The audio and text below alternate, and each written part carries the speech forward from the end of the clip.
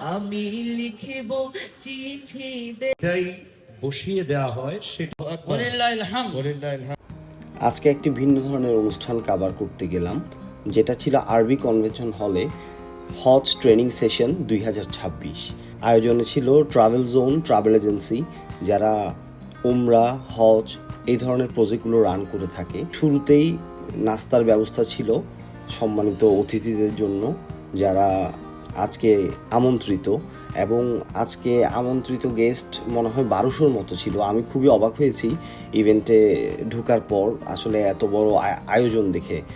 একটি ছোট কাবাঘর ওরা ক্রিয়েট করেছে, যেটা দিয়ে ওরা লাইভ ট্রেনিং সেশন দেখাবে হাজিদেরকে। আমার কাছে খুবই ইউনিক মনে হয়েছে ব্যাপারটি, এবং ওদের বাইরের ডেকোরেশন ওভারঅল সব কিছু মিলিয়ে আরবি কনভেনশন হলটাকে মনে হচ্ছিল যে একটা পিসফুল একটা এনভায়রনমেন্ট নিয়ে এসেছে। অতিথিদেরকে আপ্যায়ন করার জন্য সামনে ভাইয়েরা রিসিভ করছিল চকলেটস, খেজুর এগুলো দিয়ে। চায়ের ব্যবস্থাও ছিল, যেটা আসলে আমাদের চিটাগংয়ের জন্য সবচেয়ে ইম্পর্ট্যান্ট।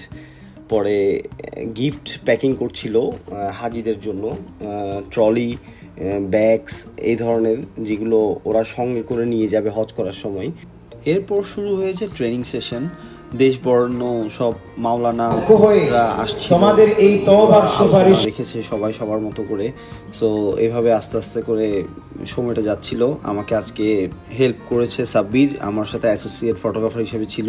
এক একজন তাদের বক্তব্য রাখছিল মাওলানা হুজুর, যারা মানে খুব এক্সপেরিয়েন্সড, এর আগে অনেকবার ওরা হজ করেছে, এরকম মানুষদেরকে দিয়ে ওনারা ট্রেনিংটা নিয়েছে।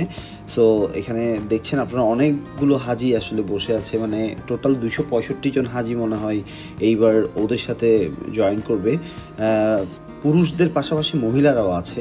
পার্টটা ভাগ করে দেওয়া ছিল, পুরুষদেরটা আলাদা করে দেওয়া ছিল।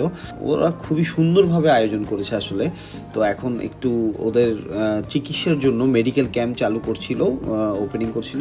ডাক্তার সাহেব ছিল ওখানে, যারা হজে যাবে ওদের জন্য একটা মেডিকেল ক্যাম্পের ব্যবস্থা করেছে, যাতে তাদের চিকিৎসা ব্যবস্থা এখান থেকে দেখে যেতে পারে কি সমস্যা হচ্ছে না হচ্ছে। আজকে আমাদের সিনেমাটোগ্রাফার হিসেবে ছিল ইউসুফ ভাই আমাদের সাথে। আর মোটামুটি ওভারঅল সব মিলিয়ে আমার সবচেয়ে প্রিয় মানুষটি এখন নাচ পাঠ করছে, শুনিয়ে আসি একটু চলুন। পাখি পৌঁছে দিও রোজায়।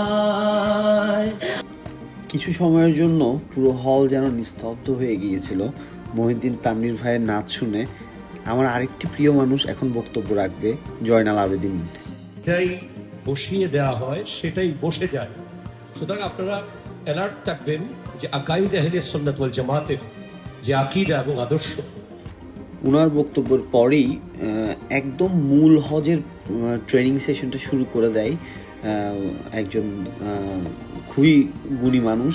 উনি শেখাচ্ছিল কিভাবে কি করতে হবে, কাবাঘরটাকে সামনে রেখে উনি দেখাচ্ছিল প্র্যাকটিক্যালি।